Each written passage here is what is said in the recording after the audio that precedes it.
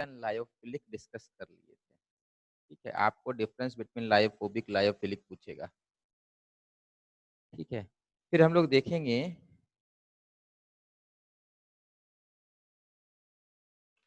उसके बाद हम लोग लिखे थे टॉपिक क्या करना था हम लोग को, फिर हम लोग को करना था classification based on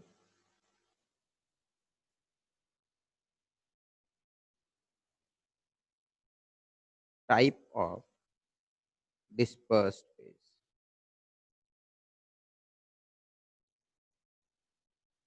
classification based on type of dispersed phase.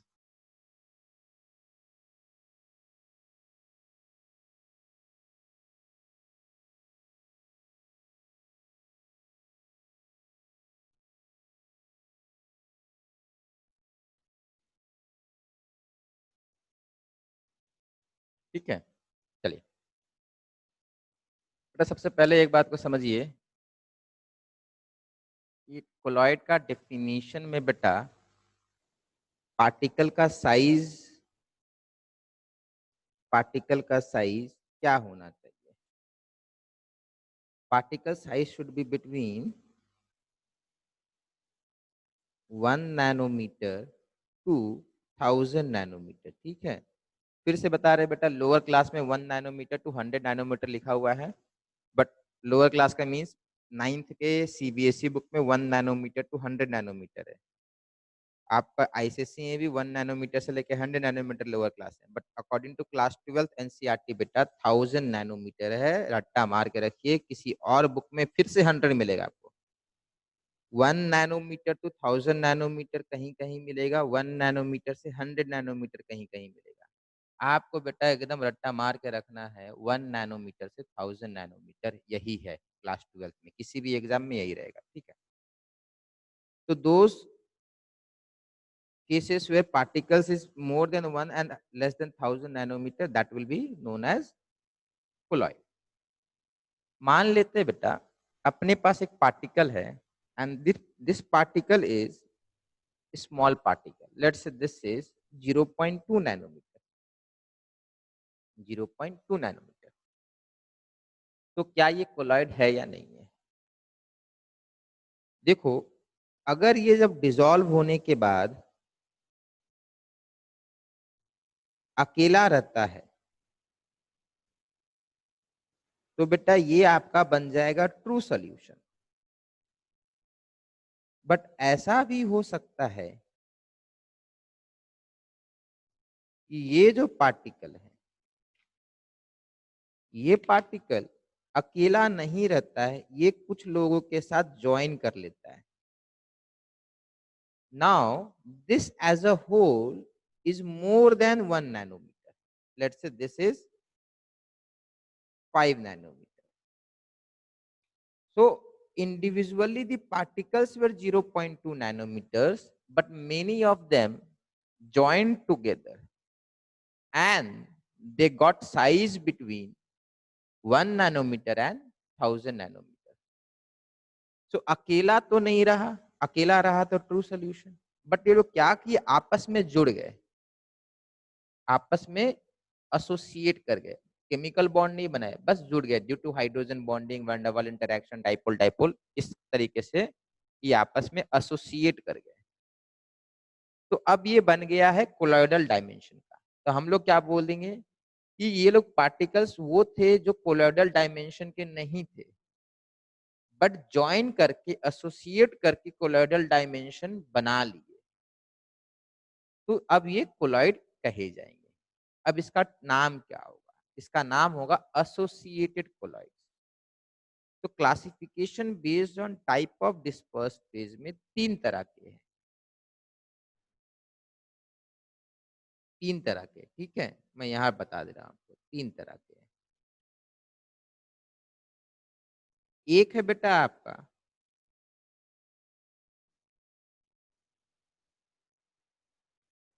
चलिए ऊपर से लिखना चलिए, मैक्रोमोलिक्यूलर, मैक्रोमोलिक्यूलर, मैक्रो MACRO, माइक्रो होता है ना, माइक्रो का उल्टा मैक्रो होता है।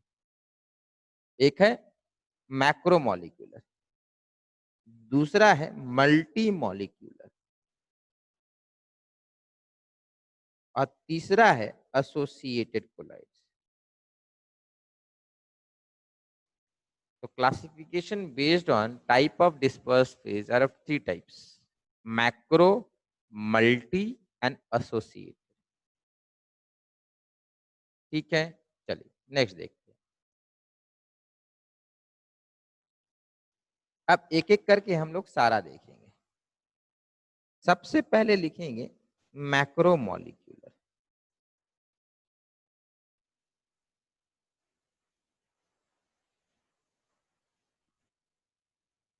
सबसे पहले मैक्रो मॉलिक्यूलर। ना मैक्रो मॉलिक्यूलर में क्या होता है समझिए बेटा। यहां पर मैंने एक अकेला को 0.2 लिया था। मैक्रो मॉलिक्यूलर में क्या होगा कि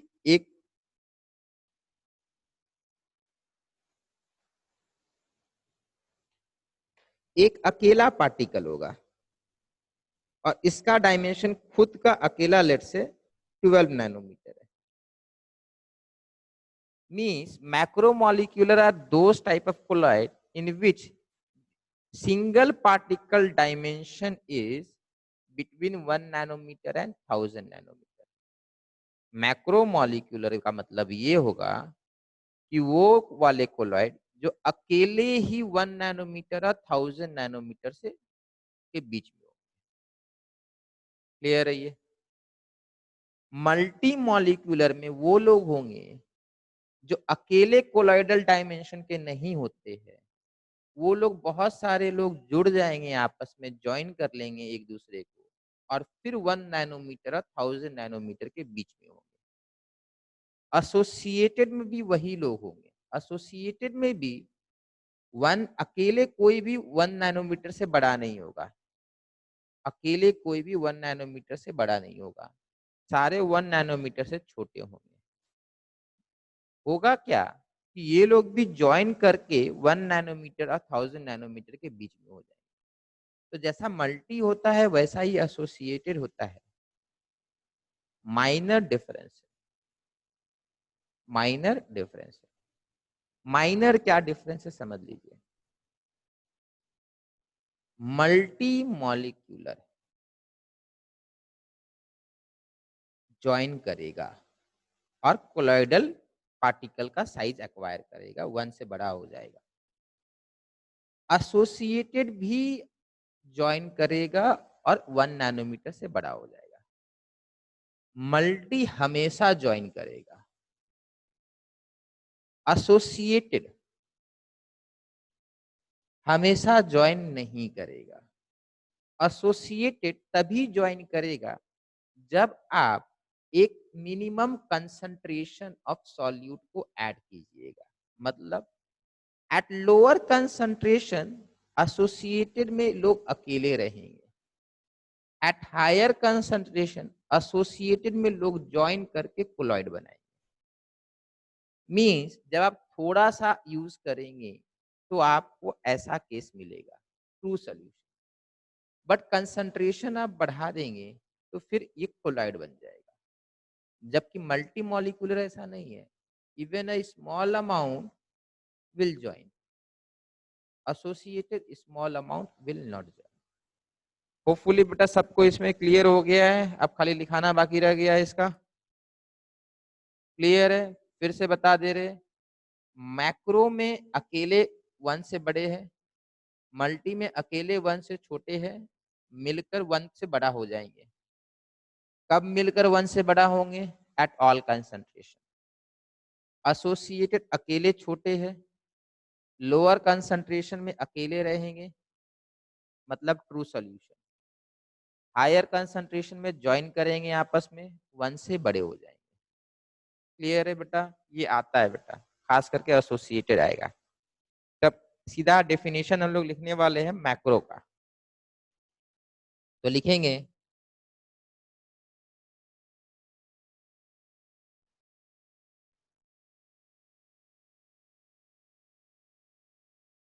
मैक्रो में लिखेंगे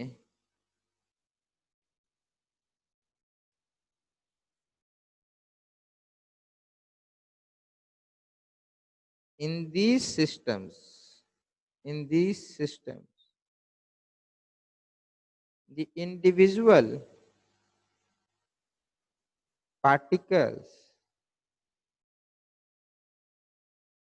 are of colloidal dimension.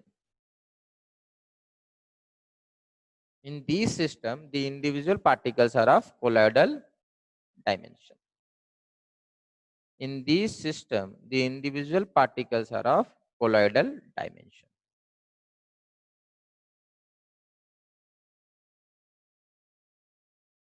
ये बेटा इंपॉर्टेंट कॉन्सेप्ट है यहाँ पे, ठीक है, इसीलिए इसको थोड़ा अच्छे से बता रहे हैं.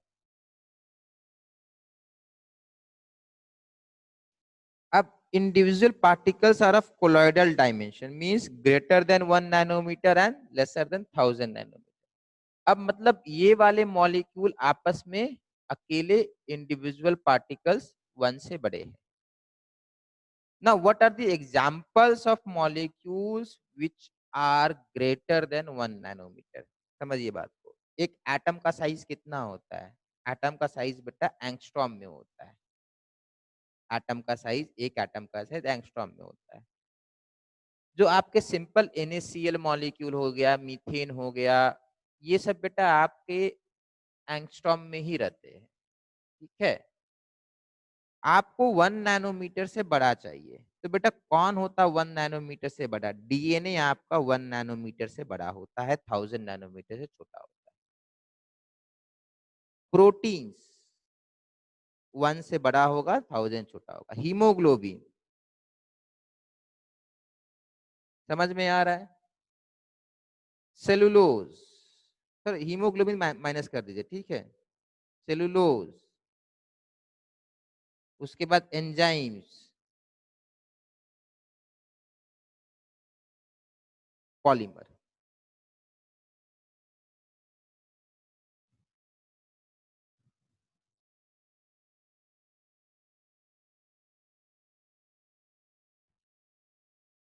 So what are macromolecular? Macromolecular are those colloids in which the individual particles are themselves of colloidal range. That is, individual particles are more than 1 nanometer and lesser than 1000 nanometer. Examples, बड़े बड़े molecule आपको लेने हैं. DNA लेना है, proteins लेना है, enzymes लेना है, ये सारे चीज आपको लेने हैं. ठीक है, नेक्स्ट. अब हम लोग करेंगे multi molecular.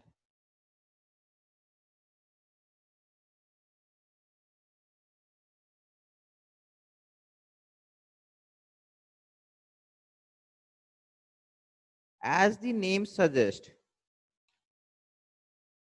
they are not of colloidal dimension, means they are smaller than 1 nanometer, but when they are dissolved, they will associate or form aggregate. तो लिखना है individual part in these systems,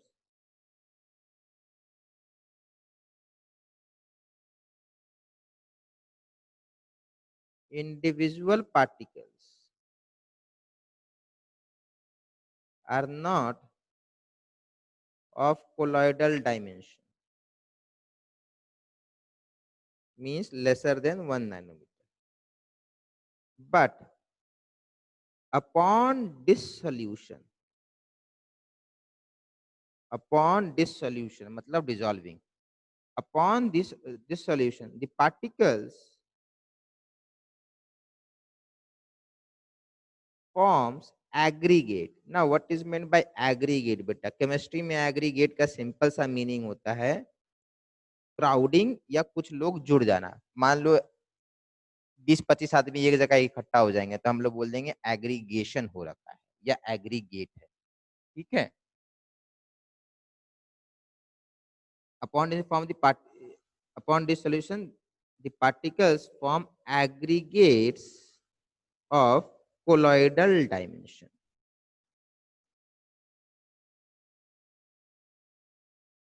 colloidal dimension होगा. ठीक है, इसमें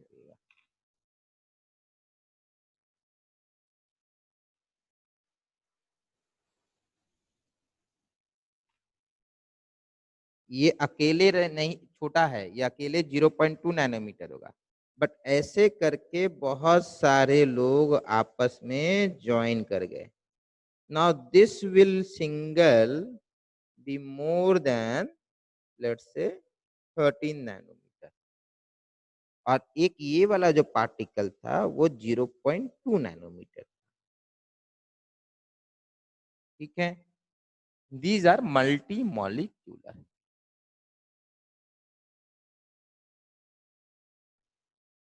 ठीक है, समझिए बात को.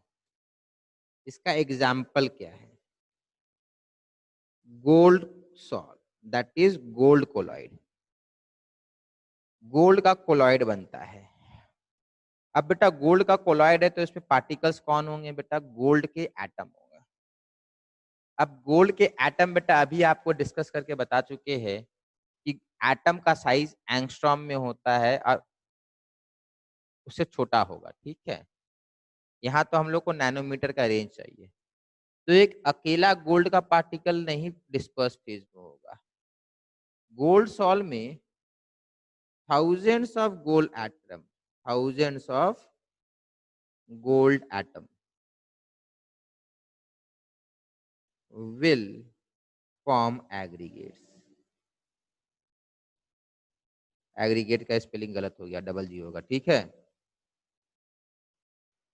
Form aggregates. एक और एग्जांपल है बेटा, सल्फर कोलॉइड. देखो एनसीईआरटी में लिखा हुआ है, तो आपसे पूछेगा कि सल्फर कोलॉइड में डिस्पर्स्ड फेज कौन है? तो सल्फर कोलॉइड में डिस्पर्स्ड फेज सल्फर एटम नहीं है, एग्रीगेट्स ऑफ सल्फर एटम भी नहीं है. Aggregates of gold atom gold sol में माना जाएगा. पूछेगा आपसे, देखिए एमसीक्यू वगैरह ज्वाइंट वगैरह में क्या पूछेगा कि which of the following are example of multi molecular. ठीक है, या फिर ये पूछेगा कि in gold sol the dispersed phase are what. तो dispersed phase in gold sol are aggregates of gold atom, gold atom नहीं है, aggregates of gold atom. Sulphur colloid में आपको लिखना है aggregates of S8 molecule, S8 molecule. याद रखिएगा. ठीक है, सल्फर एटम नहीं है, S8 मॉलिक्यूल है. क्लियर है बेटा? ये ध्यान रखना है. ठीक है,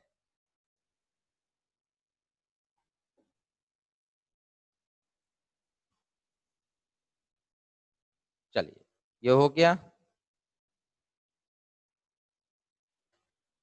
सरफेस केमिस्ट्री सिंपल चैप्टर है और स्कोरिंग चैप्टर है, जेई मेन के लिए भी और बोर्ड के लिए भी, नीट के लिए भी.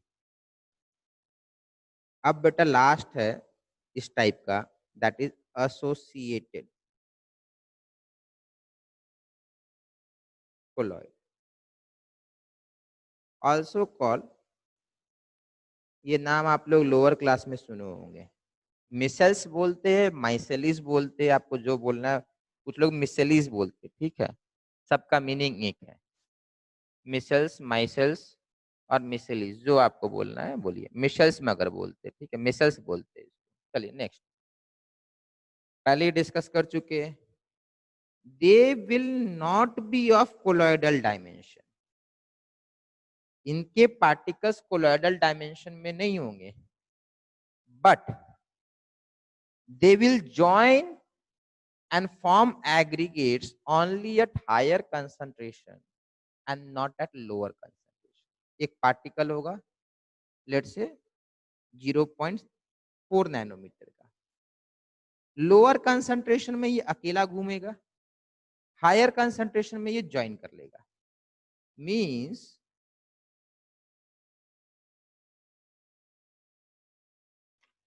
Low concentration,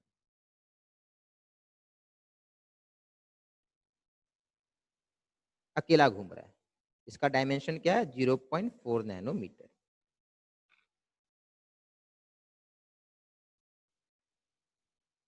higher concentration.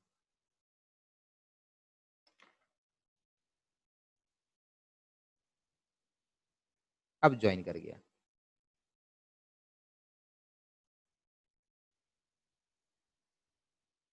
ठीक है।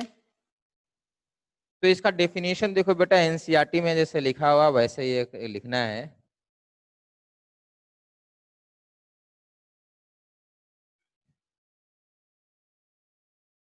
They behave as, low concentration में अकेले है तो ये क्या है बेटा, ट्रू सोल्यूशन माना जाएगा ना, क्योंकि 0.4 नैनोमीटर है। तो they behave as true solution at lower concentration and colloids at higher concentration.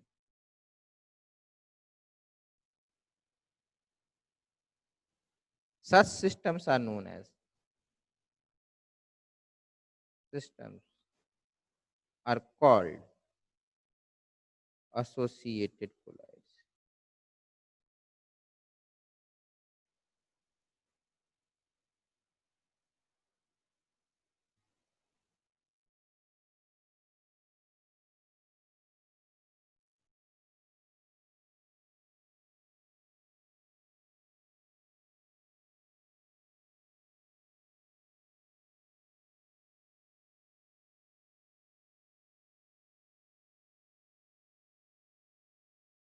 अब ध्यान से समझिए, ये जो इकट्ठा होके कुछ क्लस्टर ऑफ मास बनाना कुछ लोग ज्वाइन कर लिया आपस में, they are actually known as micelles.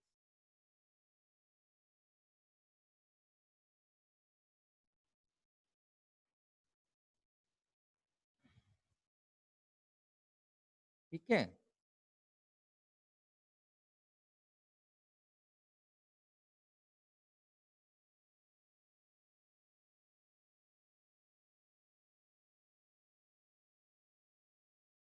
ठीक है बेटा, आप समझिए, they behave as true solution at lower concentration, colloid at higher concentration. ठीक है।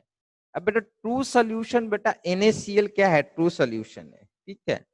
एक्चुअली हम लोग का एक टेंडेंसी है कि जो ट्रू सोल्यूशन है ना, उसको हम लोग सीधा बोल देते हैं स्ट्रॉन्ग इलेक्ट्रोलाइट। ठीक है। बट यहाँ पे आप समझिएगा ट्रू सोल्यूशन ज्यादा सही रहता है। बट एनसीईआरटी में क्या किया इन लोगों ने, दे बिहेव एज, यहाँ पे ऊपर लिखवा लीजिए, they behave as strong electrolyte.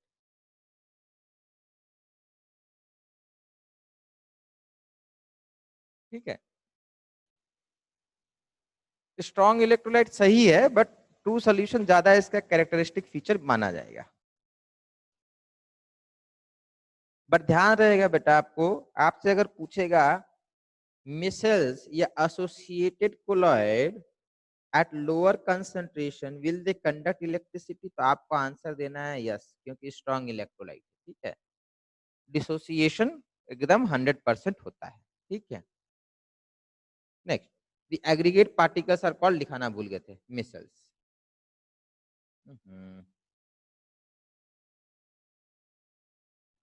Clear है बेटा ये, the aggregate particles are known as micelles. Now एक बहुत अच्छा एग्जांपल है मिसेल्स का है, and that is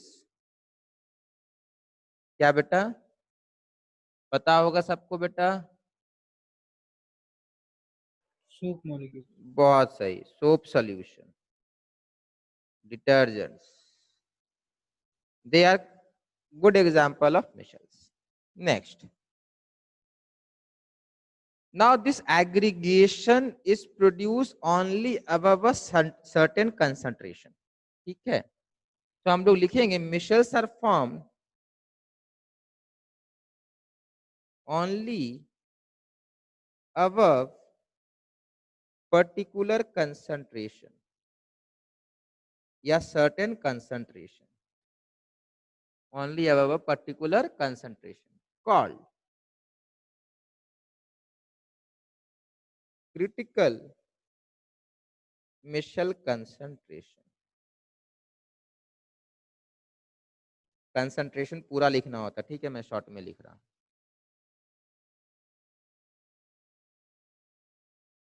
And above certain temperature,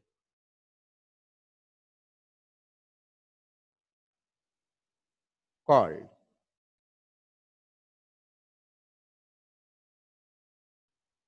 Kraft temperature.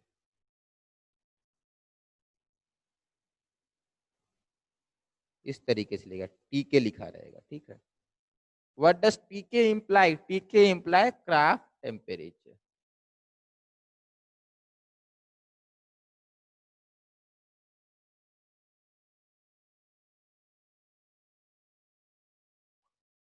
ठीक है, चलिए नेक्स्ट। आप लोग यहीं पे कहीं लिख लीजिए, when diluted या upon dilution, अपॉन डाइल्यूशन। देखिए बेटा एमसीक्यू में ना, इसमें क्या होता है सरफेस केमिस्ट्री में ना, चूज दी करेक्ट या इनकरेक्ट स्टेटमेंट आता है। तो इसमें बड़ा सिंपल होता है, अगर आपने थ्योरी पढ़ रखा है तो आसानी से बन जाता है। Upon dilution they convert to true solution या स्ट्रॉन्ग इलेक्ट्रोलाइट। ठीक है, upon dilution they convert to true solution. होना ही है, कंसंट्रेशन कम हो जाएगा। Next,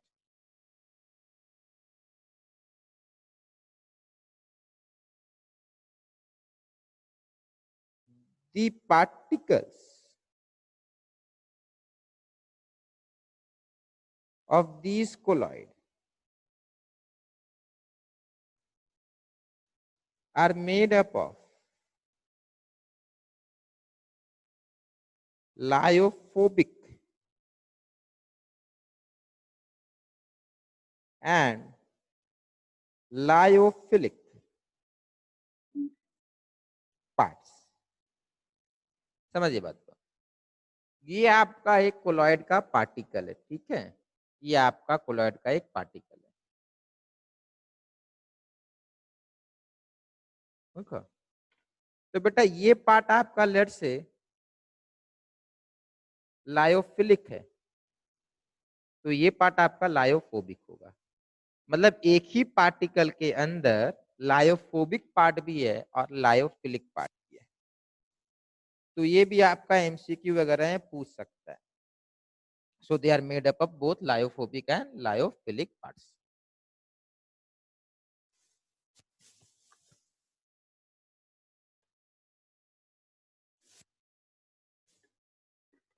sir hmm, sir LiCl.5H2 या फिर ऐसे कोई हेमीहाइड्रेट्स इसमें आएगा एसोसिएटेड में कि मल्टी मॉलिक्यूल? क्या चीज बेटा? सर LiCl.5H2O या फिर और कोई भी हाइड्रेट्स? LiCl.5H2O हाँ ये बता रहे बेटा? हाँ सर, ये सब किसमें आएगा सर? बेटा ये जो LiCl5H2 है ना बेटा, ये हम्म, सबसे पहले आपका सॉलिड है।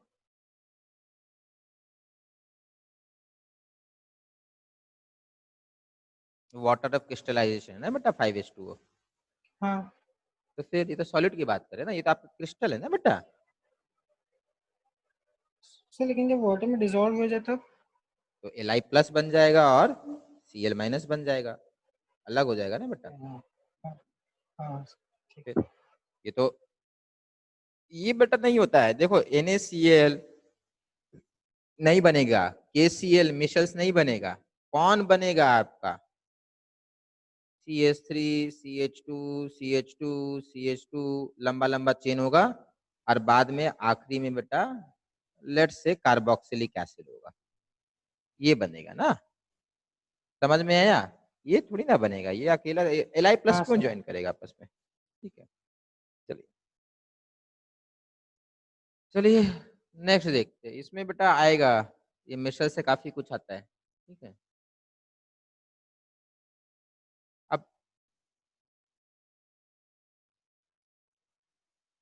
फॉर्मेशन ऑफ मिशल समझ लीजिए।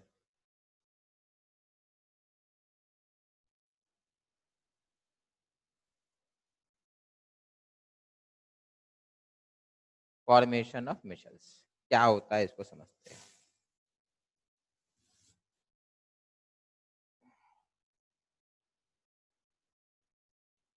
Soaps and detergents. देखिए अब हुआ क्या ना, बताते हैं। सोप्स एंड डिटर्जेंट दो बार है, एक बार इस चैप्टर में है, ठीक है, सरफेस केमिस्ट्री में, और एक बार आपका केमिस्ट्री इन एवरीडे लाइफ में है, ठीक है, वहां पे सोप एंड डिटर्जेंट दोबारा से आता है। तो इस बार तो वो चैप्टर है नहीं, बट यहाँ पर तो करना ही पड़ेगा, ठीक है। तो सोप्स एंड डिटर्जेंट में होता क्या है, they are long chain carbon with polar end. They will simply be long chain of carbon.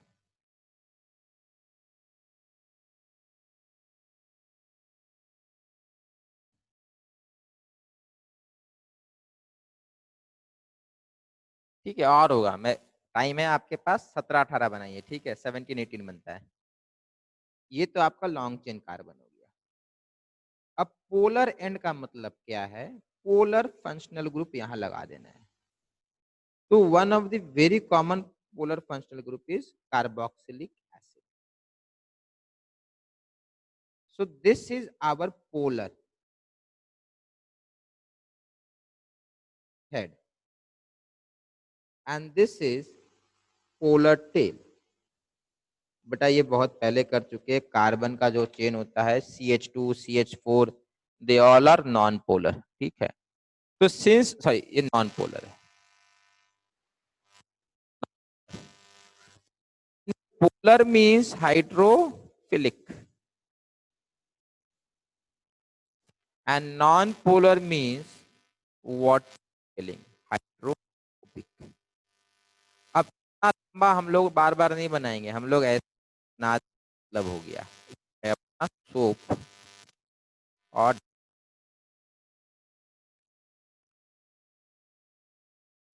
Detergent है, बस और कुछ नहीं, ठीक है।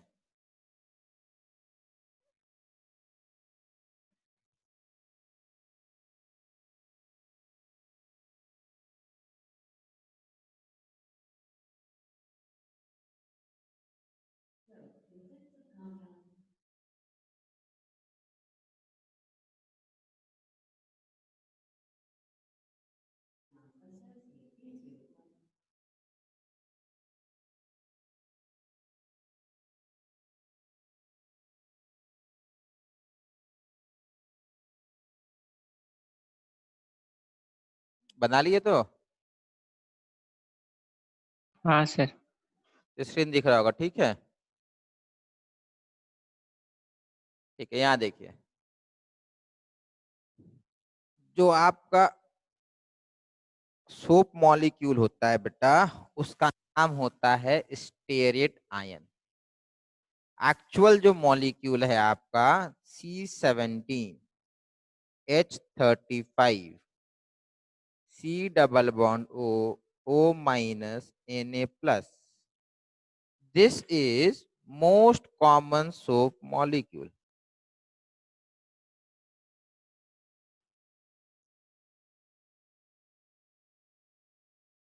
ठीक है। ये आपका मोस्ट कॉमन सोप मॉलिक्यूल है, दिख रहा है। पानी में डालने से Na+ अलग हो जाता है, देखिए।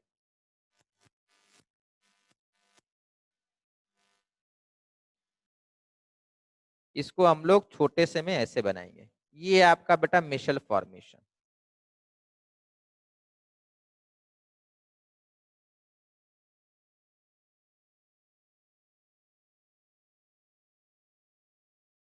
ये बेटा आपको दिखा रहा है कपड़े धुलते कैसे, ठीक है, देख लीजिए, उसके बाद एक्सप्लेन कर देंगे।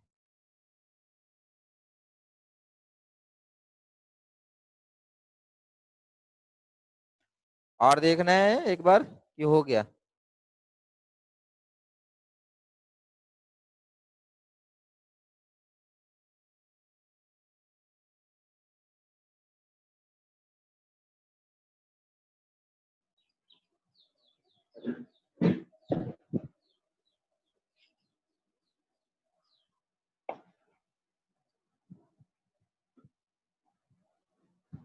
ठीक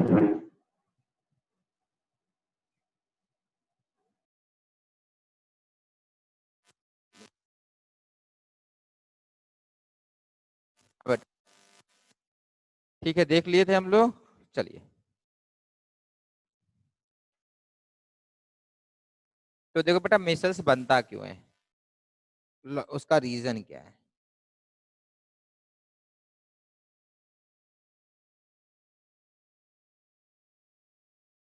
ये अगर कंप्लीट वाटर है, इसमें आपने एक सोप मॉलिक्यूल डाल दिया। अब इस सोप मॉलिक्यूल को परेशान, बहुत ज्यादा प्रॉब्लम हो रहा है। प्रॉब्लम किस बात का हो रहा है इस सोप मॉलिक्यूल को, इस सोप मॉलिक्यूल के इस तरफ वाटर मॉलिक्यूल है, यहाँ वाटर है, यहाँ वाटर है, ये तो परफेक्ट है। But this end is also expose to water, and this soap molecule is not happy that the hydrophobic tail is interacting with water molecule. ये सोप मॉलिक्यूल को बिल्कुल पसंद नहीं है कि ये वाला जो इसका टेल है ये पानी से, ये जो टेल है बेटा वो चाहता है कि इसके लेफ्ट में हाइड्रोफोबिक हो और राइट में भी हाइड्रो, ये टेल अपने इस तरफ भी हाइड्रोफोबिक डिमांड कर रहा है और इधर भी हाइड्रोफोबिक डिमांड कर रहा है। तो इसका एक बेस्ट पॉसिबल अरेंजमेंट इसको दिखा कि अगर ये एक टेल है और ये इसका हेड है, तो इस तरफ भी टेल आ जाए और इस तरफ भी टेल आ जाए। तो देखो अब क्या है कि ये वाला अब काफी हैप्पी है, क्यों कि इस तरफ भी हाइड्रोफोबिक टेल, इस तरफ भी टेल, और यहाँ ऊपर वाटर है। नाउ बीच वाला काफी हैप्पी है। तो बाकी लोग क्या करेंगे, इसके ये क्या चाहेगा, इधर तो चलो है तो इधर भी हो जाए, तो ये भी ऐसे बनाएगा। अब ये चाहेगा तो इसके इधर आ जाएगा, अब ये चाहेगा तो इसके इधर। बाकी आप समझ गए कि हर कोई चाहता है कि उसके दोनों तरफ हाइड्रोफोबिक पार्ट हो। अब देखो इधर बेटा कुछ नहीं है अंदर, इधर लेफ्ट में ये और राइट में ये, बीच में वाटर नहीं है, ठीक है, ये काफी क्लोज्ड होगा, पानी बीच में नहीं घुस सकता है। अब इधर वाटर है, तो मीन्स यहां पर क्या है कि ये हाइड्रोफोबिक वाला टेल जो है इस तरीके से अरेंज हो गया such that only the hydrophilic part are expose to water. इसको बेटा मिसल्स फॉर्मेशन होता है।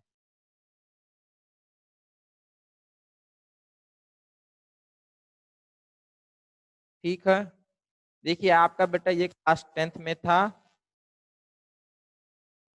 ठीक है, उसमें आपका था क्लीनिंग एक्शन ऑफ सोप था, मैकेनिज्म ऑफ मिसल फॉर्मेशन था। यहाँ मैंने एक्सप्लेन कर दिया है। आपको एग्जाम में लिखने नहीं आएगा, और लिखने आएगा तो बुक में देख लीजिएगा, लिखा हुआ है। अदरवाइज आप तो इंग्लिश मीडियम में पढ़ चुके हैं, तो अपने को बेटा जो समझ में आया है उसको खाली इंग्लिश में आपको लिख देना है। अदरवाइज मैं लिखाऊंगा तो पूरा पैराग्राफ हो जाएगा बेटा।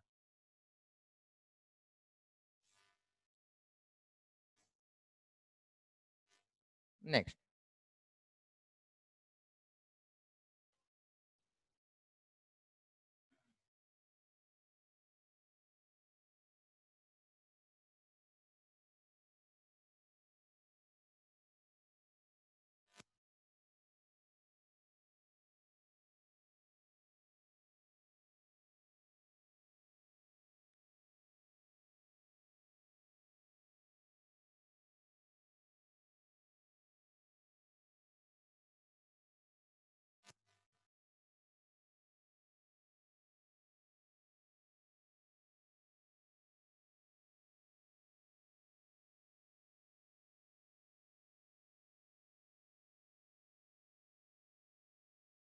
ठीक है, चलिए।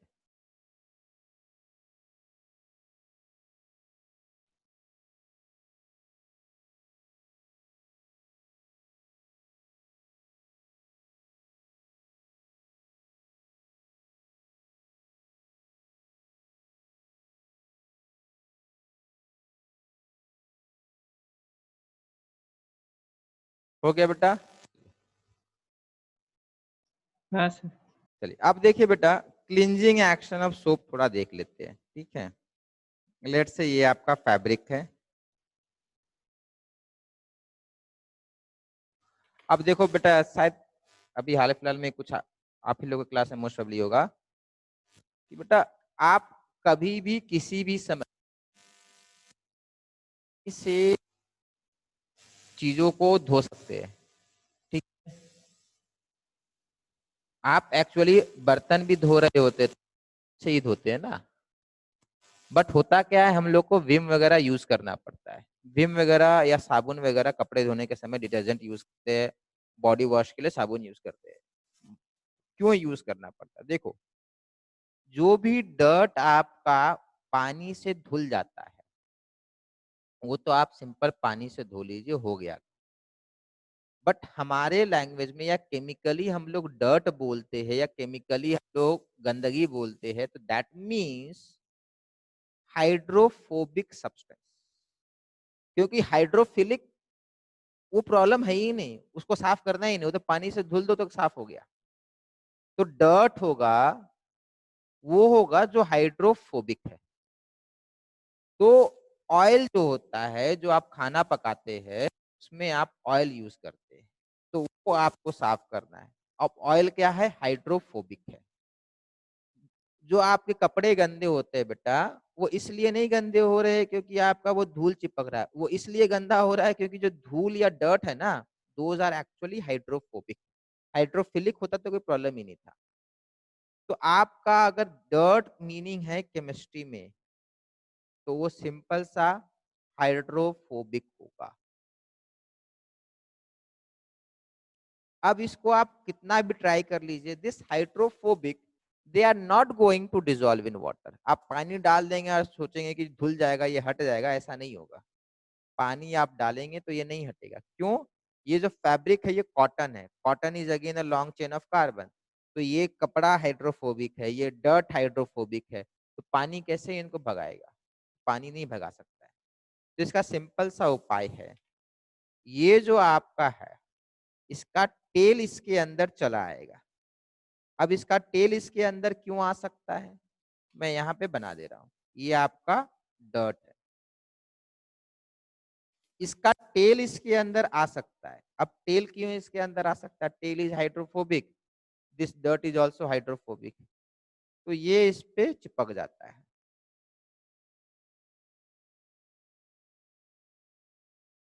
अब this dirt is actually hydrophobic, but now the surface has become hydrophilic।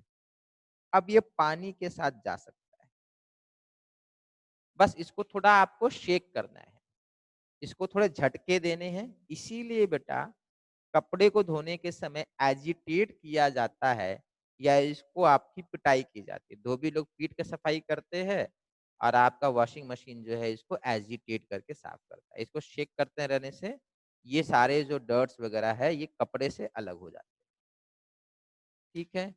ये था आपका बेटा cleaning action of soaps and detergent. Detergent में बेटा आप देख लीजिए डिटर्जेंट्स क्या होता है।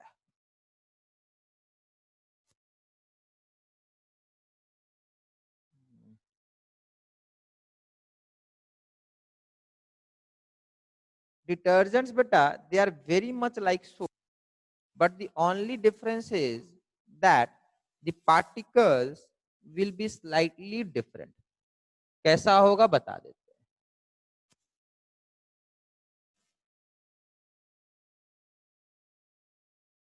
आपके 12 कार्बन होते हैं और हाइड्रोजन होंगे आपके 22 सर प्लस 3। थोड़ा कैमरा ऊपर कर दीजिए। ओके, एक मिनट बेटा।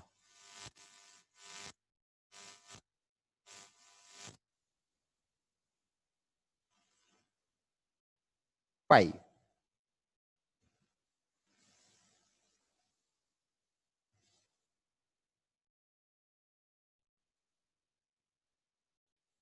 समझ में आया? ये डिटर्जेंट मॉलिक्यूल होगा, इस तरीके से होगा। CH3 CH2 for 11 times, then comes this group।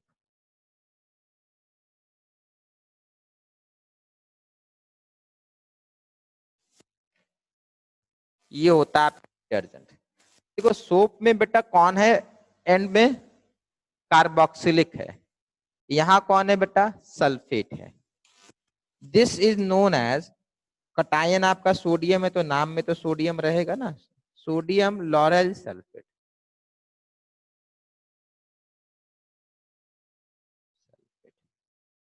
RYL है, ठीक है, LAURY।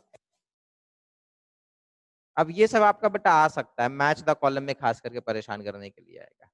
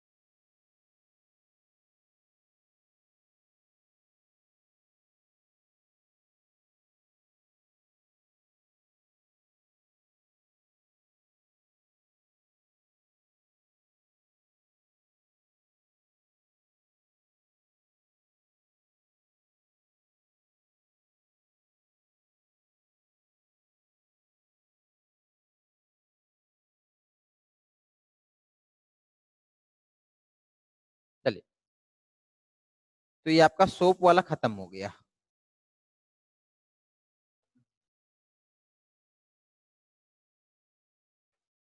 नेक्स्ट, अब स्टार्ट होगा बेटा आपका प्रिपरेशन ऑफ कोलॉइड्स।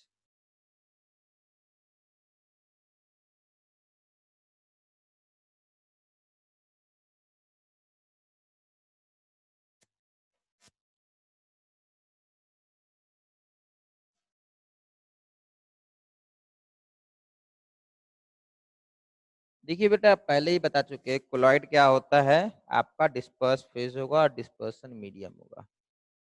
बेटा आपका जो दाल बनता है ना, ये जो मूंग और मसूर वाले दाल बनते हैं, ठीक है, राजमा वाला दाल नहीं, चना दाल वगैरह नहीं, जो मोस्टली हम लोग येलो कलर का दाल खाते हैं ना, बेटा they are sort of colloid, ठीक है।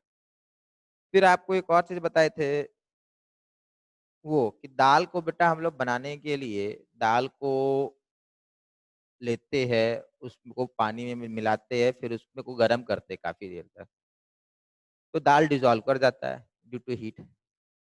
बेटा आसान तरीका होता है कि दाल का पाउडर ले लेते हैं, और दाल के पाउडर को, मतलब ग्राइंडेड पाउडर को, एकदम बिल्कुल फाइन पाउडर होता है, जैसे आटा आता है वैसे दाल ले लेते हैं, और दाल को हम लोग पानी में, गर्म पानी में मिलाते हैं, और दाल आपका आसानी से बन जाता है। बट ऐसा नहीं होता, आप करके देखिएगा, दाल नहीं बनेगा, ठीक है। बिकॉज प्रिपरेशन ऑफ colloid,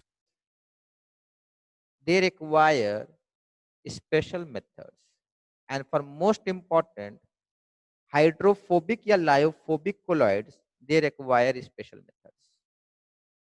ये जो आप लोग प्रोसेस डिस्कस कर रहे हैं बेटा, ये लायोफोबिक के लिए है, these are not for lyophilic.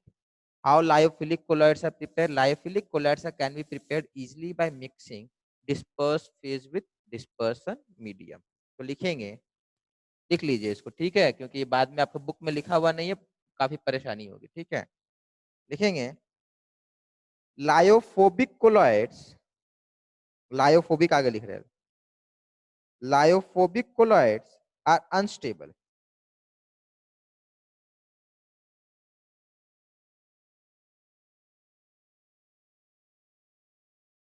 and are difficult to prepare.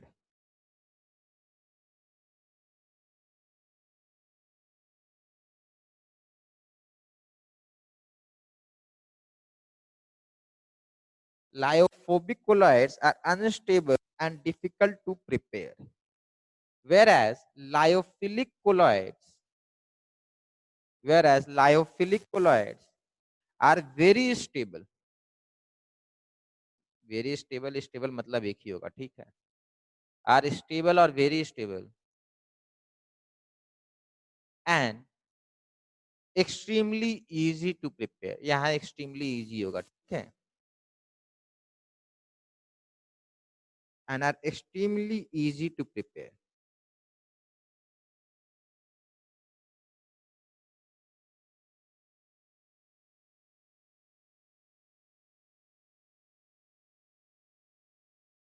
ये मिलेगा नहीं बेटा बुक में, इसे लिखवाना, लिखिएगा जरूर से. Lyophilic colloids can be prepared by simply mixing dispersed phase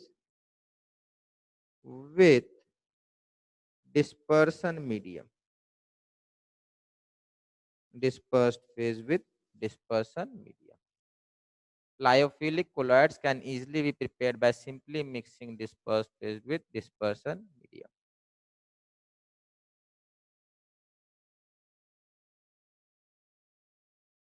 Next, special methods.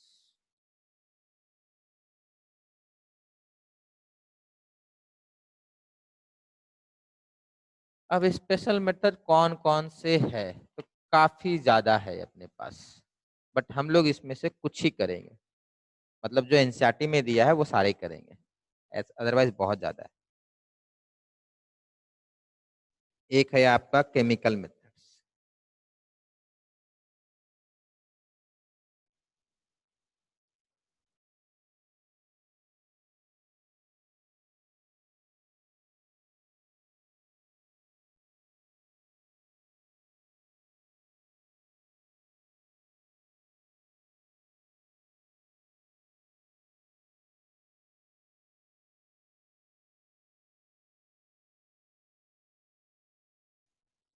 फिर एक है आपका पेप्टाइजेशन. बेटा ये पेप्टाइजेशन तो बड़ा इंपॉर्टेंट है, ठीक है, बोर्ड के लिए भी जॉइंट के लिए भी. और जॉइंट के लिए पता है अगर थोड़ा सा अच्छा एग्जाम ना हो, आजकल तो आप लोग का जेई मेन और नीट ही होता है ना, पहले स्टेट वाले काफी एग्जाम होते थे, तो वहां पर ये केमिकल काफी जरूरी हो जाता था. छोटे एग्जाम में ये केमिकल बड़ा इंपॉर्टेंट हो जाता है क्योंकि ये फैक्चुअल है इसलिए, ठीक है. अदरवाइज बेटा पेप्टाइजेशन बड़ा इंपॉर्टेंट है. चलिए देखते हैं क्या क्या मेथड है. सबसे आसान वाला पहले करेंगे, दैट इज ब्रेडिक्स आर्क. ये सबसे सिंपल है, ब्रेडिक्स आर्क.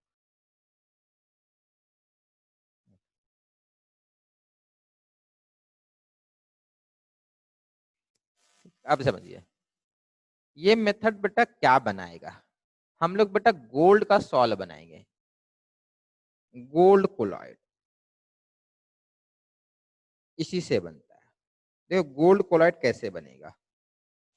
बेटा गोल्ड कोलॉइड बनाने के लिए आपको पानी के अंदर गोल्ड डिजोल्व करना है. अब पानी के अंदर बेटा गोल्ड डिजोल्व नहीं होगा. क्यों नहीं होगा? क्योंकि गोल्ड बेटा आपका हाइड्रोफोबिक है. Gold is an atom. पानी के अंदर आयन डिजोल्व होता है, एटम थोड़ी ना. मैंने पहले बहुत बहुत बार बता रखा है बेटा, अगर कोई चीज फ्लोट कर रहा है तो उसको चार्ज होना बहुत जरूरी है. पानी में कोई चीज अगर तैर, शिप नहीं मतलब कोई मॉलिक्यूल फ्लोट कर रहा है तो that molecule must have some or other charge. Charge होना चाहिए उसके सरफेस पे, अदरवाइज वो प्रेसिपिटेट कर जाएगा. Anything becomes neutral, it will get deposited और प्रेसिपिटेटेड. तो गोल्ड तो बेटा सिंपल एयू का एटम है, ये तो खुद से ही बेटा अनचार्ज बोला जाए या नॉन पोलर बोला जाए. तो इसका हम लोग कैसे बनाएंगे देख लीजिए. हम लोग क्या करेंगे, गोल्ड के एटम इसके अंदर फ्लोट कराएंगे. कैसे कराएंगे समझिए. गोल्ड का पाउडर हम लोग नहीं लेंगे, हम लोग गोल्ड का पाउडर पानी के अंदर ही बनाएंगे. इसको हम लोग पॉजिटिव टर्मिनल से कनेक्ट कर देंगे और इसको हम लोग नेगेटिव टर्मिनल से कनेक्ट कर देंगे, और हाई वोल्टेज है. Now due to high voltage बेटा यहाँ पर एक स्पार्क क्रिएट होगा, स्पार्क क्रिएट होगा. दिस स्पार्क गैप रहेगा, टच नहीं करेगा, ठीक है। यहाँ पे गैप रखने से स्पार्क क्रिएट, वेल्डिंग जो होता है ना बेटा, जब वेल्डिंग करता है ना वो बंदा, तो उसके ऊपर रखता नहीं है, उसके और उसके बीच में थोड़ा सा गैप रहता है। तो ये जो स्पार्क क्रिएट करेगा, this will melt this tip. When this tip will be molten, तो बेटा इसका टेम्परेचर बढ़ जाएगा हीट से, और ये जब मेल्ट कर जाएगा तो बेटा ये पानी में डिजोल्व कर जाएगा। सिंपल सा होता है, खुद से हो जाता है। जब भी कोई आपको मेटल का कोलॉइड बनाना है तो आप यही वाला मेथड यूज करेंगे। जब भी आपको मेटल का कोई भी कोलॉइड बनाना है, गोल्ड का बनाना है, प्लैटिनम का बनाना है, सिल्वर का बनाना है, सबके लिए आप यही वाला प्रोसेस यूज करेंगे।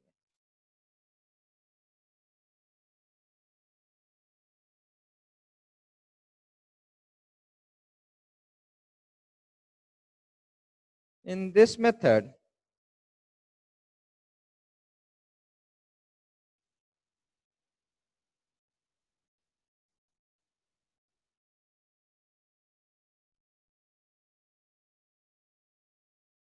लिख लीजिए, ठीक है, मैं डिक्टेट कर दे रहा हूँ, एनसीईआरटी का dictate. In this method,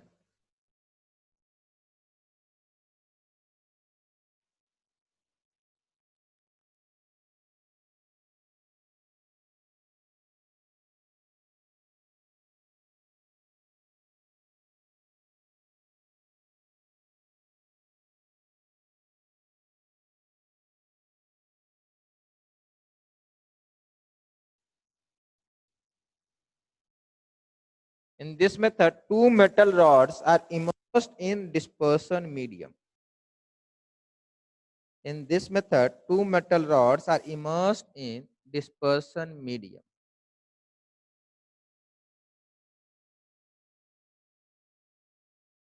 And electric spark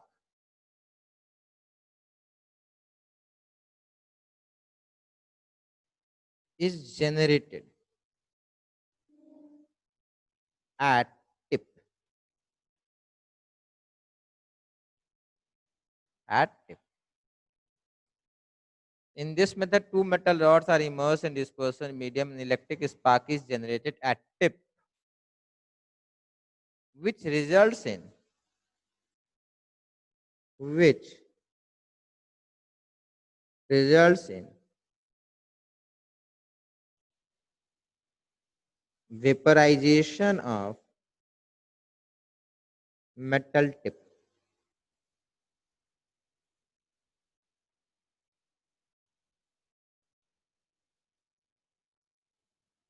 The molten metal condenses within dispersion medium.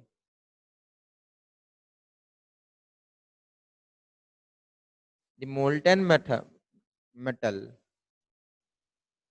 yeah, metal होगा, condenses within dispersion medium, resulting in formation of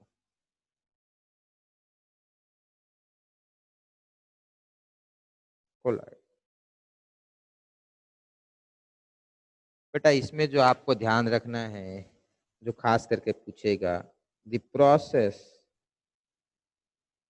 involves, ध्यान से देख लीजिए, the process involves dispersion and condensation. Was dispersion and condensation. ये NCERT का language है, इसीलिए बता रहे, ठीक है, ज्वाइंट में आ जाएगा। Which of the following involve both dispersion as well as condensation. In fact आया हुआ किसी साल में, ठीक है, ये वाला क्वेश्चन एक बार किसी साल आ चुका है। डिस्पर्सन क्या है बेटा, देखो जो ऑथर ने बुक लिखा है उनके हिसाब से ये जो वेपराइज किया ना टिप, हीट के कारण, स्पार्क के कारण, दैट इज डिस्पर्सन, ठीक है। चलिए नेक्स्ट आएगा बेटा केमिकल मेथड्स। तो केमिकल मेथड में करना क्या है,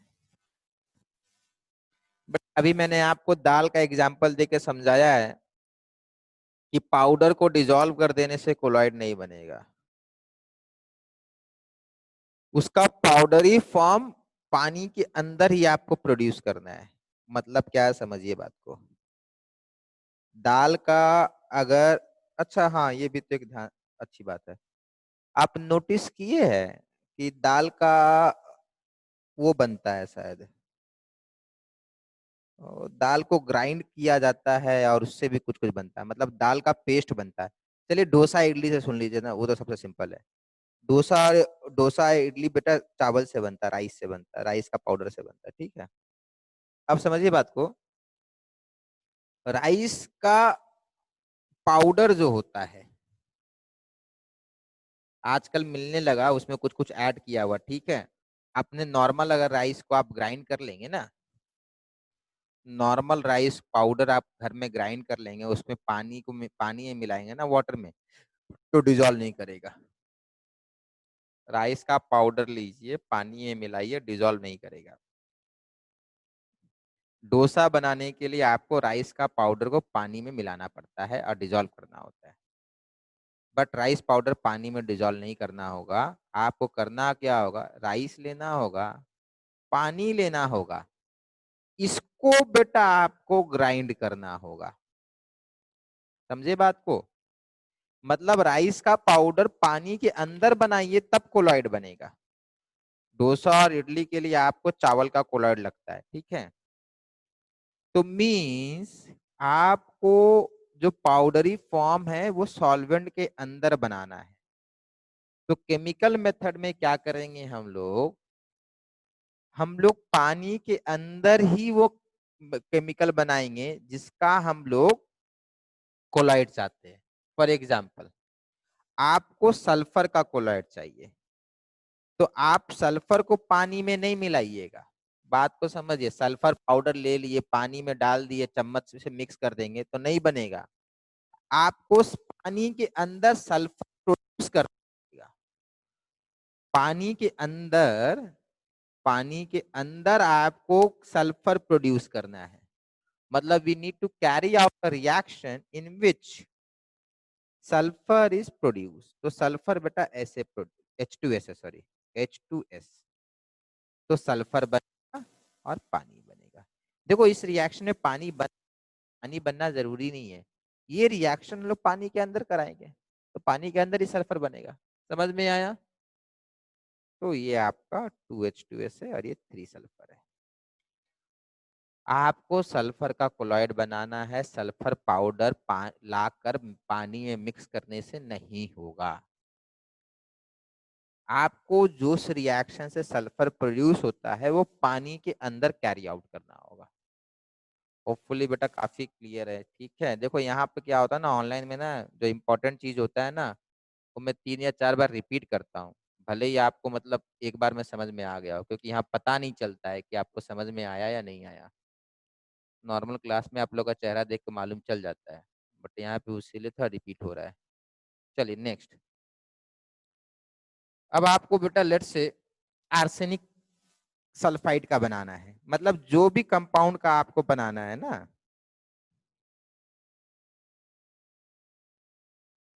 उसको आप बस प्रिपेयर कर लीजिए पानी के अंदर।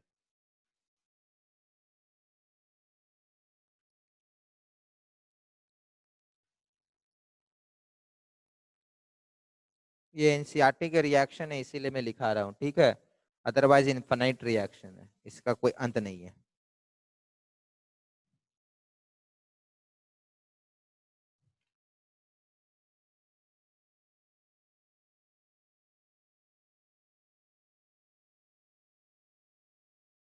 देखिए यहाँ पे पानी नहीं बना है, ठीक है, यहाँ पे HCl बना है।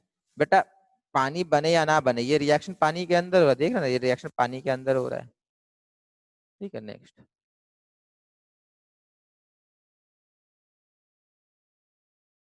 लिख लीजिए, मैं बता दूंगा ये है क्या चीज।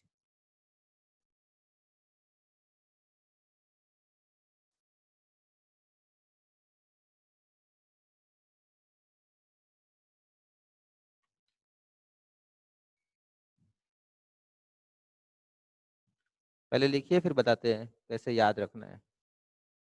देखो रिएक्शन आपको अगर डिटेल में पूछ लेते बेटा, ये आपके मेमोरी पावर के ऊपर डिपेंड करता है, फिर आप याद लिख पाओगे वहां कि नहीं लिख पाओगे। ठीक है, अगर सब्जेक्टिव में आ जाए बेटा तो ये आपके मेमोरी पावर के ऊपर डिपेंड करता है। देखो ये रिएक्शन तो याद होना चाहिए, ये common reaction, sulphur dioxide react with H to give 3 sulphur. ठीक है, इसका कलर होता है येलो कोलॉइडल सोल्यूशन या सल्फर सोल्यूशन,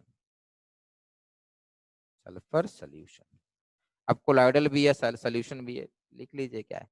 देखिए एक्चुअली इसको बोला जाएगा कोलॉइडल सल्फर, इसका नाम ही होता है colloidal sulphur. What is colloidal sulphur? Sulphur colloid of sulphur is colloidal sulphur. Actually sulphur dioxide और H2S का रिएक्शन करा के हम लोग कोलॉइडल सल्फर क्रिएट करते हैं। ठीक है, ये एक जनरल रिएक्शन है। चलिए, ये सारे रिएक्शन आपको ध्यान रखने हैं। क्यों ध्यान रखने हैं? क्योंकि एनसीईआरटी में लिखा हुआ है मेथड में ये वाला। ठीक है, अब समझिए बात को। इस रिएक्शन के कुछ नाम होते हैं। एक हम लोग पढ़े डिस्प्लेसमेंट रिएक्शन, फिर हम लोग पढ़े थे क्लास 10th में डिकम्पोजिशन, कॉम्बिनेशन, फिर redox reaction, oxidation, reduction, double decomposition. ठीक है, यहाँ पे हम लोग को वही चीज पहचानना है, कौन सा रिएक्शन रिडॉक्स है, कौन सा ऑक्सीडेशन है, कौन सा रिडक्शन है और कौन सा डबल डिकम्पोजिशन। 4 ही ऑप्शन, अच्छी बात है कि अपने पास 4 ही ऑप्शन है। ठीक है, एक है डबल डिकम्पोजिशन, दूसरा है ऑक्सीडेशन रिडक्शन और एक है हाइड्रोलिसिस।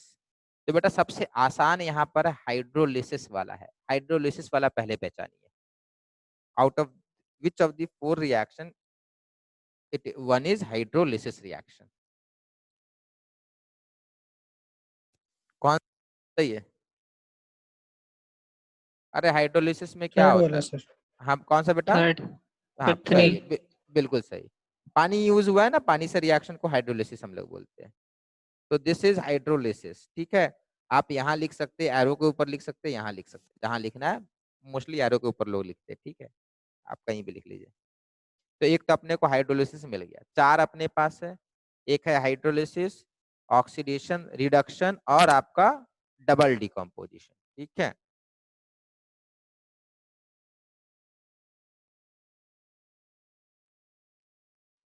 चलिए नेक्स्ट है बेटा ऑक्सीडेशन। जल्दी से बता कीजिए, बताइए ऑक्सीडाइज कौन हुआ है यहाँ पे?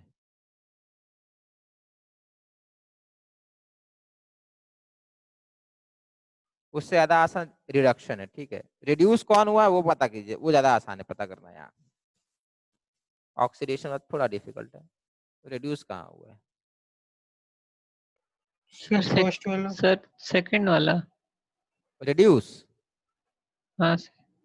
नहीं बेटा। सर फर्स्ट वाला रिड्यूस हुआ, 4 से अरे 0 तक गया और फोर्थ वाला +3 रिड्यूस है, हुआ। गोल्ड हाँ कितना है यहाँ? 0। फिर रिडक्शन। ध्यान रखिएगा, मेटल यहाँ रिड्यूस हुआ है। एक बार कर लीजिए, खुद से पता कर लीजिएगा, एग्जाम में मालूम चलता है। एमसीक्यू में पकड़ लीजिएगा, फिर एक बार सॉल्व कर लीजिएगा ना यहाँ पर, तो पकड़ लेते हैं फिर वहां पे। सर फर्स्ट में सल्फर भी तो रिड्यूस हुआ शायद। दूसरे वाले ऑप्शन में ऑक्सीडाइज भी हुआ है बेटा। देखिए -2 से 0, +4 से 0 है ना बेटा। हाँ सर।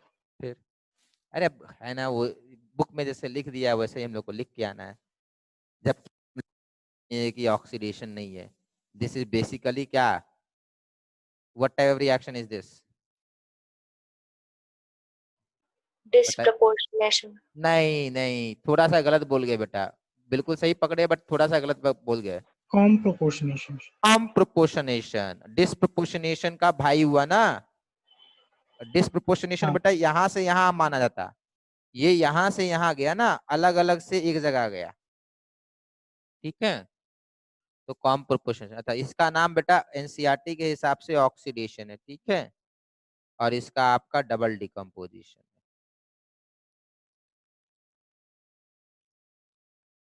इसका आपका डबल डिकम्पोजिशन।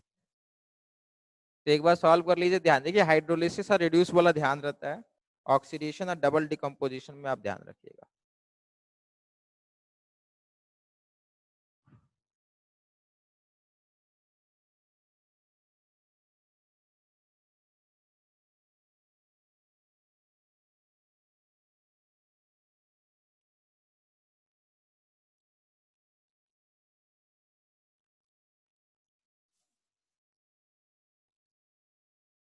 चलिए हो गया।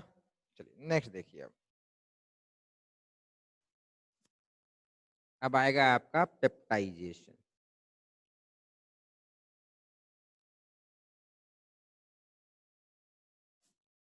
देखिए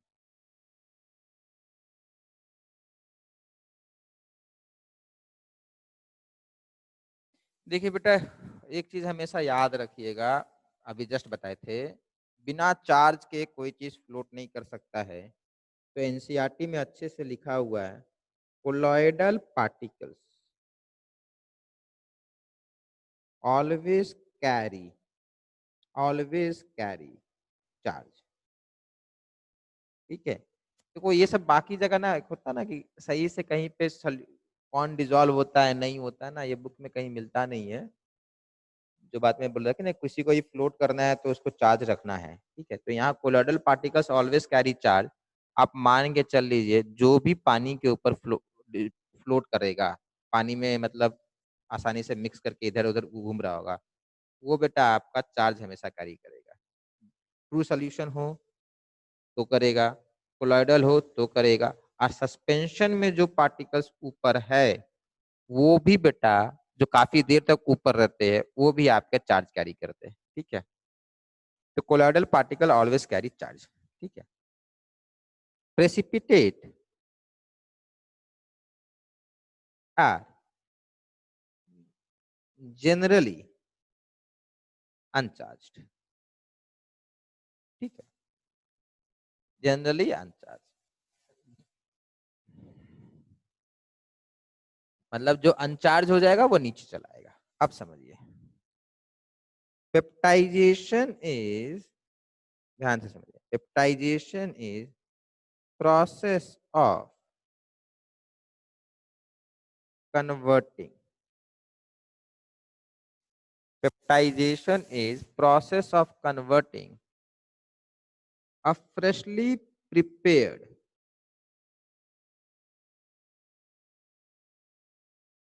precipitate.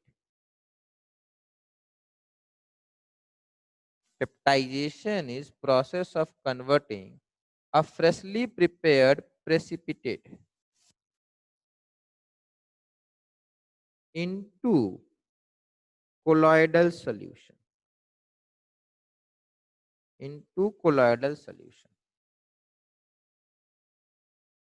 by adding a small amount of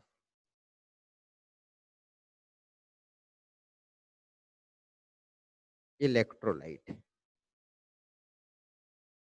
Peptidation is process of converting a freshly prepared precipitate into colloidal solution by adding a small amount of electrolyte.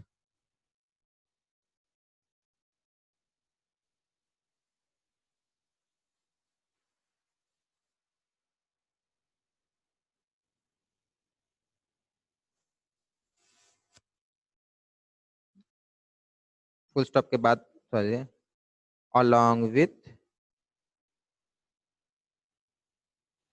gentle stirring. ठीक है, थोड़ा आपको शेक करना होगा, मिक्स करना होगा। ठीक है, हल्का स्टर करना, थोड़ा सा करना होता है, बहुत ज्यादा नहीं करना होता है। हमेशा ध्यान रखिएगा बेटा, फ्रेशली प्रिपेयर्ड रहना चाहिए। ठीक है, देखिए क्यों करना पड़ता है समझिए।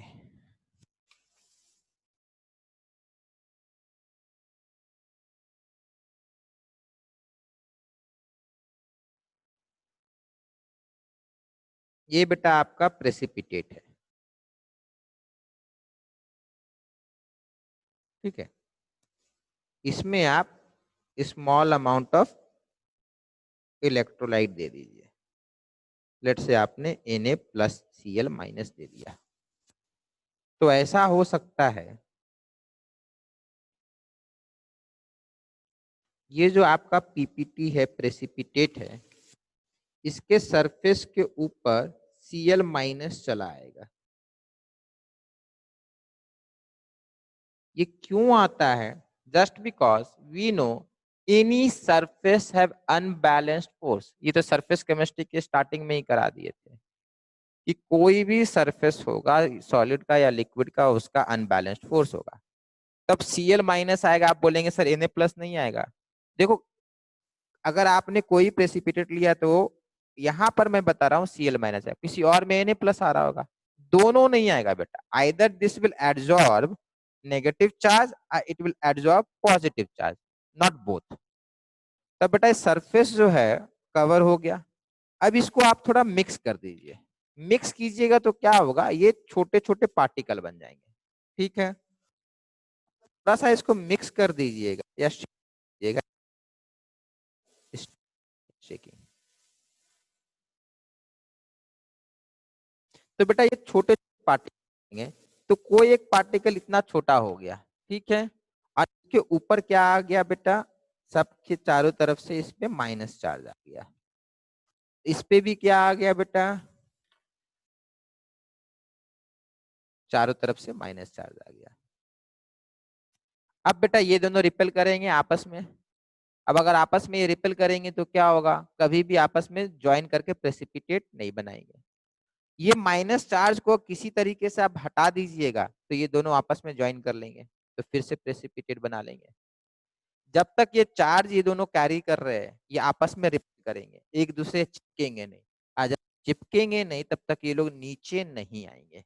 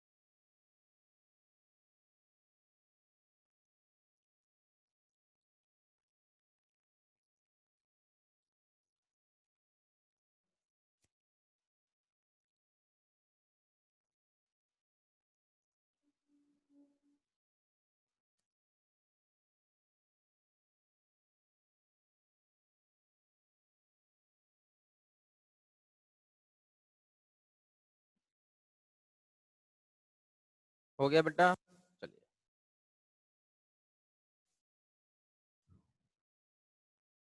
होपफुली ये समझ में आ गया होगा। ठीक है, इस सरफेस को हम लोग जब रॉड लेके मान लेते हैं इसको बेटा मिक्स करेंगे तो छोटा छोटा हो जाएगा ना, तो फिर सरफेस पे आ जाएगा ना चारों तरफ से। ठीक है, चलिए।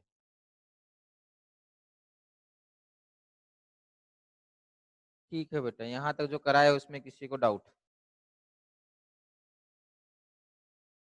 नहीं सर। ठीक है, चलिए। अच्छा हाँ बेटा, बोल रहे थे आपका नेक्स्ट क्लास से बेटा, आप ये देखो बेटा, एक तो प्रॉब्लम ये हम लोग, एक तो हम लोग को बेटा बहुत ज्यादा बिलीव था या हम लोग भरोसा किए हुए थे कि 1 अगस्त से खुल जाएगा। ठीक है, पर 1 अगस्त से लग नहीं रहा खुलेगा। तो अब क्या है, पहले हम लोग सोच रहे थे कि ऑनलाइन में ठीक है थोड़ा बहुत चैप्टर पढ़ा देंगे हर दिन, दो मतलब एक वीक में 2 क्लास लेके चल जाएगा, और जब क्लास खुलेगा तो मतलब हम लोग ज्यादा पढ़ा लेंगे। बट अब लगता है कि सारा कुछ मतलब ऑनलाइन में ही पढ़ाना पड़ेगा मोस्ट प्रोबेबली। तो अभी हम लोग बेटा टाइमिंग बढ़ाएंगे अब। ठीक है, अभी आपका 2 आवर्स का क्लास चालू होगा, तो अभी हम लोग 3 o'clock से बात हो सकता है क्या? सर प्रवीण सर बोलते कि 3 क्लास होगा आपसे। नहीं नहीं, आगे बेटा केमिस्ट्री का ना, आगे मैं डेर देखो बेटा, फिजिक्स वगैरह में क्या ना आप लोग थक जाते हो। ठीक है, केमिस्ट्री में बेटा 2 घंटे की क्लास आराम से हो सकती है, कुछ ज्यादा होता नहीं। तो 2 घंटा आगे क्लास कर सकते हैं क्या? हाँ सर। सर 3:30 से 5:30 कर सकते, 3 से नहीं कर नहीं सकते। बेटा, अभी तुरंत क्लास है, फिर आप लोग का क्लास खत्म होगा फिर 11 का चालू होगा। आप लोग का सर भी साढ़े स्कूल का टाइमिंग चलता है क्या? सर 3:15 तक तो रहता ही है ये स्कूल का तो अभी तक खत्म नहीं हुआ है। कितना पढ़ा रहे हैं स्कूल में बेटा? पता नहीं सर। सर आप आप पहले ही खत्म कर दिया वरना लगभग। तो अटेंडेंस जरूरी है हाँ सर। लास्ट तक एकदम? पता नहीं सर, लेता भी है कि नहीं लेता सर, कुछ क्लियर ही नहीं हो रहा। अच्छा चलिए फिर फाइनली 3 दिन वाला आगे होगा, क्योंकि फिर पता है। ठीक है फिर वही है। सर अभी तो कुछ वो लोग मैसेज किया था कि अभी क्लासेस नहीं चलेगा, तो सर 1-2 दिन से क्लास नहीं चल रहा है, और सर लास्ट क्लास 2:30 तक खत्म हो जाता है। नहीं तो आप लोग को लंच करने का भी तो समय चाहिए ना, कि क्लास के समय ही लंच कर लेते हैं आप लोग? हाँ सर कर लेते। अच्छा सही नहीं है। सर। तो वीडियो ऑफ रहता है क्या? हाँ सर। अच्छा चलिए ठीक है, कोई बात नहीं। ठीक है तो प्रवीण से नया टाइम टेबल बता देंगे, ठीक है? तो सर पढ़ा रहे डाउट बेटा? भेजे थे सर। अच्छा डाउट है, ठीक है देख रहे बेटा। कब भेजे थे बेटा? सर अभी व्हाट्सएप पे रीसेंड कर दिए सर। अच्छा अभी जस्ट मतलब, ओके। कौन सा क्लास 12?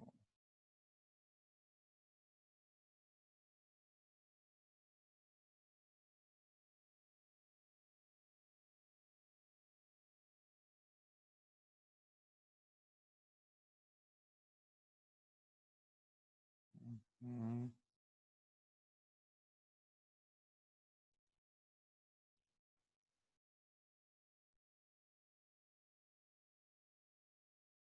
हम्म, बेटा एक वाला तो ठीक है, एक तो वो वाला था। इसमें तो ठीक है, मैं बता दूंगा, अच्छे से एक्सप्लेन कर दूंगा। नंबर 22 जो है, दूसरा वाला भी थोड़ा टाइम लेगा। तो नेक्स्ट क्लास में या फिर उसके काम करिए ना, आधा घंटा आपका ये भी प्रॉब्लम हो गया ना, अब आपके क्लास के बाद क्लास रहता है। सुनिए ना, प्रवीण सर को हाँ सर। बोलिएगा कि सर एक क्लास जो है ना, वो कैसा टाइम दीजिए उस टाइम में, कि बाद में अगर एक्सटेंड होकर डाउट डिस्कस हो तो उसमें हो जाए। समझे बात को? क्या बोले? ठीक है सर। अभी क्या है कि आपके क्लास के बाद जस्ट क्लास है, मैं चाहूँ भी तो इसको एक्सटेंड नहीं कर सकता हूँ। समझ में आ रहा है आपकी मेरी बात? सर को हाँ बोलिएगा सर सर। टाइम टेबल ऐसा सेट कीजिए कि डाउट डिस्कशन जो है वो क्लास के बाद हो पाए, ऐसा टाइम टेबल हो। ठीक है बेटा? ठीक है सर। ठीक है, और ये हो सके तो बेटा नेक्स्ट क्लास में पहले थोड़ा रिमाइंड करा दीजिएगा, ठीक है? या इस चैप्टर को खत्म होने के बाद दे दीजिएगा, ठीक है? क्योंकि पहले जैसा नहीं हो पाएगा बेटा, क्लास को मैं एक्सटेंड नहीं कर सकता। अदरवाइज उस ग्रुप में फिर कोराम मच जाता है, वो लोग फिर आईडी पासवर्ड मांगने लगते हैं। ठीक है बेटा? हाँ सर। ठीक है, और वो बेटा सॉल्यूशन वाला, और खाली सॉलिड स्टेट बचा रह गया ना फिजिकल में उधर से? हाँ सर। हाँ सर। ठीक है, उसके बाद आप उतना प्रॉब्लम नहीं आएगा। आप जो भी आपको ऑनलाइन में प्रॉब्लम आएगा, ऑर्गेनिक जब कराएंगे तब थोड़ा बहुत परेशानी हो सकता है। तो इसके अदरवाइज बाद ये ऑर्गेनिक शुरू नहीं होगा? बेटा ऑर्गेनिक अभी तो ऑनलाइन में बेटा जो इनऑर्गेनिक करने, बाकी है। इनऑर्गेनिक बेटा ये क्या है ना बेटा, ये ऑनलाइन में कराए ऑफलाइन में कराए ना, दोनों में जगह मतलब सेम है। देखो मैं जो समझाने की कोशिश कर रहा हूँ कि ऑफलाइन क्लास में और ऑनलाइन क्लास में एफिशिएंसी में बेटा थोड़ा मैटर करेगा, ठीक है? बट इनऑर्गेनिक जब पढ़ाते हैं तो ऑनलाइन हो ऑफलाइन हो दोनों में बराबर, लगभग बराबर एफिशिएंसी मानेंगे हम। ठीक है, 90% एफिशिएंसी में मतलब अभी काम हो रहा है इनऑर्गेनिक पढ़ाने समय। ठीक है, तो अगर ऑफलाइन ऑर्गेनिक को भी तो टाइम चाहिए सर सॉल्व करने के लिए। बेटा अगर ये भी खत्म कर लीजिएगा ना बेटा, तो ऑर्गेनिक में जब प्रैक्टिस कर लेंगे ना, तो उतना आपको परेशान नहीं होना है। ठीक है, इनऑर्गेनिक में कितना बचा रह गया अपने पास चैप्टर? सर है अभी शायद। नहीं बेटा, मेटलर्जी हटा दिया गया। सर वो तो मेंस में है ना लेकिन। नहीं तो लास्ट में करेंगे उसको, तो उसको तो जनवरी के बाद कर ही सकते हैं ना। आज जेई मेन है बेटा, अभी आपका समय है, निश्चिंत रहिए। कुछ बोला और नहीं नहीं, था। और दूसरा शायद आपका तो जेई मेन में भी नहीं है। देखो बेटा, आप इस साल का जो 12th का सिलेबस है ना बेटा, हम्म। वही जेई मेन का सिलेबस है। देखिए आप लोग के सिलेबस में परेशानी नहीं है, परेशानी किसके सिलेबस में? क्लास 11th वालों के सिलेबस में परेशानी है। क्यों? क्योंकि आज 11th में उनका कोई चैप्टर माइनस कर दिया गया है, उनको जेई मेन अगले साल देना है। तो क्या उस समय वो सिलेबस माइनस होगा या नहीं होगा, ये गारंटी नहीं है। बट जो 12th में आपका इस साल माइनस किया है, जैसे मेटलर्जी, तो आपका जेई मेन में, नीट, एडवांस में, तीनों में माइनस रहेगा। समझे बात को? सर ऐसा तो बोला नहीं है। सर पर कोई ऑफिशियल नोटिस तो दिया नहीं अभी। अरे वही तो मैं बोला, वेट कर लेते हैं ना, जनवरी में दिसंबर में तो नोटिस फॉर्म तो भराएगा ना बेटा, हाँ तो उसके हाँ बाद तो सही में अभी कर ले, और उसके बाद में मालूम चले कि कभी नहीं पूछा जा रहा है, जेई में भी नहीं आएगा, नीट में भी नहीं आएगा, तो फिर उसको करेंगे। अगर आप लोग जिसको करना होगा वो करेगा, जिसको नहीं करना नहीं करेगा। समझे बात को? बट ओके इतना सर। निश्चिंत हाँ रहिए, आप लोग का अगर जो सिलेबस में नहीं है वो जेई मेन में नहीं है इस साल के लिए, नेक्स्ट ईयर के लिए कहना मुश्किल है, ठीक है? पर ऐसे कर लेंगे, परेशान नहीं होना आपको। अभी आगे जो है बेटा आगे उसको खत्म करते हैं ना, ठीक है? सर मतलब अभी इनऑर्गेनिक चलेगा ना? बेटा ऑर्गेनिक में बेटा मुझे लगता है कि परेशान हो जाएंगे आप लोग ऑनलाइन कराएंगे तो, मेरे ओके हिसाब से बेटा, ओके सर। ठीक है? क्योंकि आपका ना ऐसे अगर अल्काइल हैलाइड कराया होता ना, देखो एक बात समझिए, अगर अल्काइल हैलाइड आपको अच्छे से आता है तो फिर पूरा आपका अल्कोहल, एल्डिहाइड, कीटोन वगैरह सब अच्छे से हो जाएगा। बट अगर अल्काइल हैलाइड आपको नहीं पता है, जो मैंने नहीं कराया ना अभी तक, तो फिर आपको परेशानी आएगी, ठीक है? फिर भी अगर एक काम कर सकते हैं, ये चैप्टर खत्म होने दीजिए, ऑर्गेनिक स्टार्ट करते हैं। अगर परेशान हो रहे होंगे तो फिर वापस से इनऑर्गेनिक पे आ जाएंगे, नहीं है तो ऑर्गेनिक चलेगा, ठीक है? ट्राई करके देखते हैं, हो सके मतलब ऑर्गेनिक भी अच्छा हो जाए, मे बी, ठीक है? Okay sir. ठीक है, चलिए बेटा वो दूसरे वाले में आना होगा, ठीक है बेटा? ठीक है यार, याद रखिएगा जब प्रवीण सर से टाइम डिसाइड कीजिएगा तो ये बात बोल दीजिएगा, और मैं भी प्रवीण सर को बोल दूंगा, ठीक है बेटा? ठीक है सर। ठीक है बेटा, okay thank you sir. Okay.